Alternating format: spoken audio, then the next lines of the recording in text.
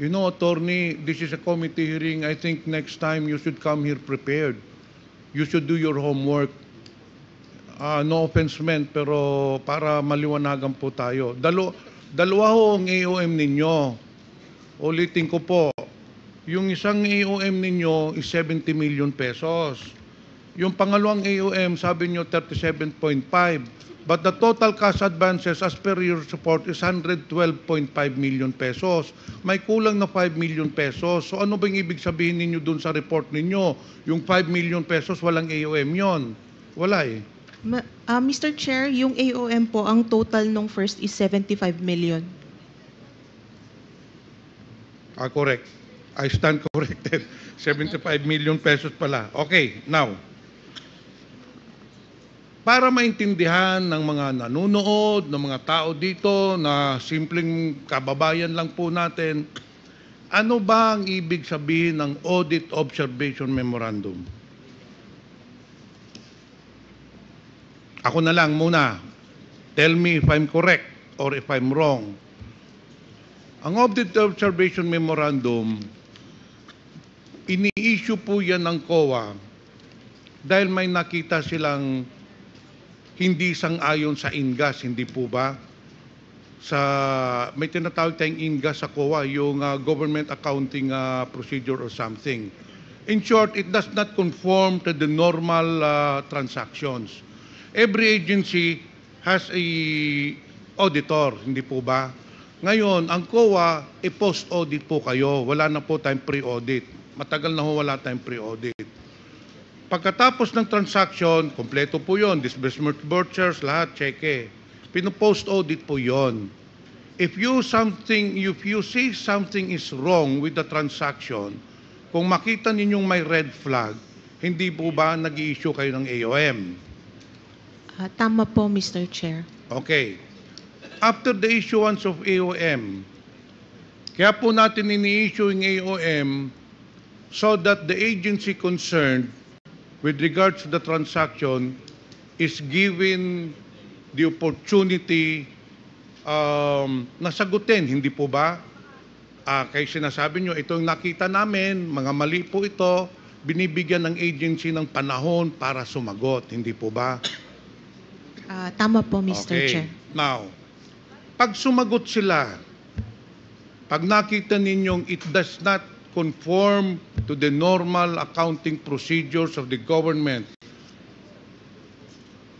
pag nakuha na ninyo yung sagot, yung justification niya, pero it does not satisfy the COA, nakita pa rin yung may red flag, ano po ang sunod na hakbang? Mr. Chair, i-issue po kami ng notice of suspension sa ICFAO po. Okay, nag-issue na tayong notice of suspension. After ng notice of suspension ba, the agency is given another opportunity to reply? Yes, Mr. Chair, they are given 90 days po. They are given 90 days after the of the notice of suspension, hindi po ba? Tama po. Okay.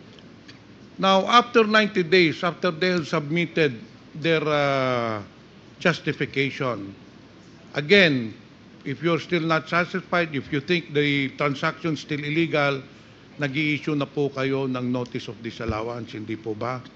Tama po, Mr. Chair. Ano ang prescription ng notice of disallowance? Hindi po ba hanggang 6 months lang yon? 6 months po yung time from receipt, yung time nila for them to appeal. to ask for a reconsideration, hindi po ba? To appeal pa lang To po. appeal, okay. But both the same, to appeal or to reconsider. If their appeal is denied, umaangat na po yun sa ombudsman, hindi ba? For their perusal, hindi pa ba? Mr. Chair, sa Supreme Court na po. Anyway, hindi pa man tayo mamabot doon. Dito tayo sa Audit Observation Memorandum. Unahin po natin yung 75 million pesos. This covered the period, yung unang 37.5 million covered the period from February 20 to March 30 and April 30 to June 29. Now, this was addressed to Mr. Fajardo with regards to the liquidations of cash advances of Mr. Fajardo.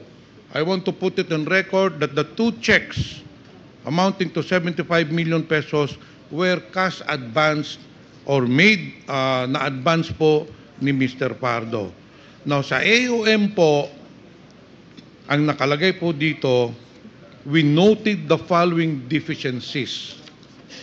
The propriety and validity of the transaction could not be ascertained as the submitted LRs not fully supported with complete and proper documentation under Joint Circular number 201501. Ang tanong ko po, dito sa unang OAOM, since you have already manifested in your AOM na may nakita na kayong deficiency, one is there is no document supporting the liquidation. Ang tanong ko po, nakasubmit na po ba sila ng supporting documents? Nakasubmit po sila, Mr. Chair. Are you satisfied with their or you're still in the process of auditing the documents, or do you have already findings with regards to the documents that have been submitted? Meron na po ba tayong findings? Nag-submit na po and evaluate na po namin yung compliance nila, Mr. Chair. So sa pagka-ngayon, wala pa po tayong findings. Ine-evaluate pa po, hindi po ba? Mr. Chair, nakapag-issue na po kami ng credit notice. Naka-issue na kayo ng credit notice Yes, Mr. Chair. with regard to the 75 million pesos. Yes, Mr. Chair. Na-comply ba nila isa, item 4.12 requires that the disbursements from the confidential fund shall be supported, among others, in a sealed envelope. Okay na yan.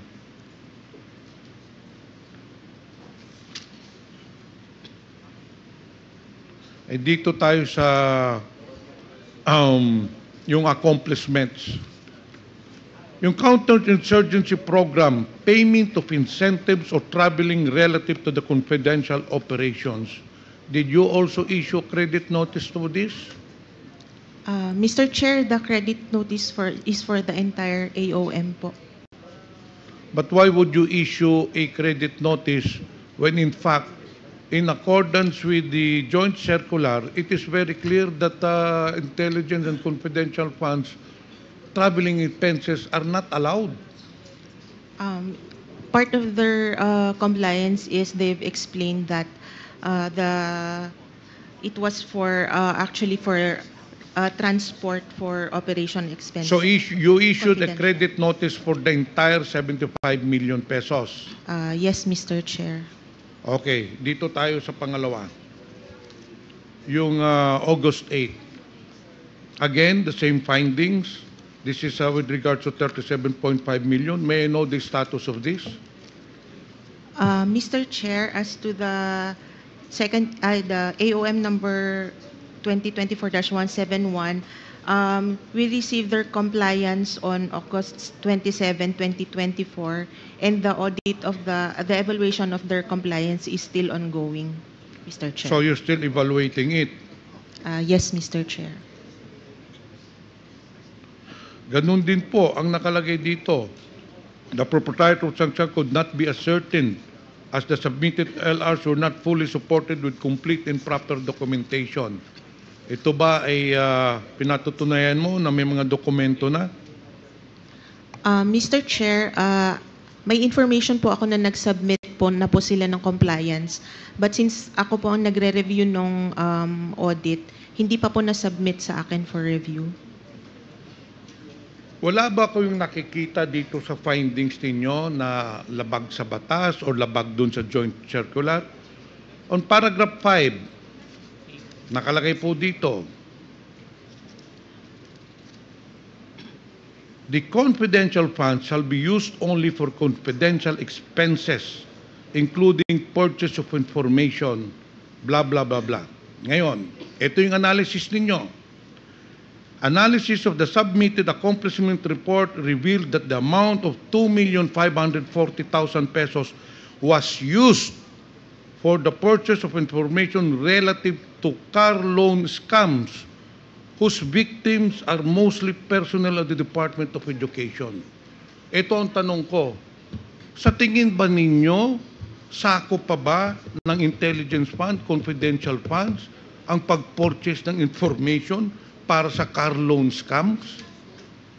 Mr. Chair, that is why it is in the audit observation memorandum po kasi wala po siya sa mandate ng DepEd and so wala din po siya sa allowed na confidential expenses. Yes.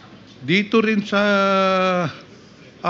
ano ninyo, ito dapat talagang pagtuunan ninyo ng pansin. Kasi kayo mismo nag-issue ng AOM, dito sa paragraph 5, based on your AOM, sinabi na ninyo, these expenses do not fall under item 4.81 of the Joint Circular, nor are intended to support the mandate operations of the Department of Education as defined under item 3.9 of the Joint Circular.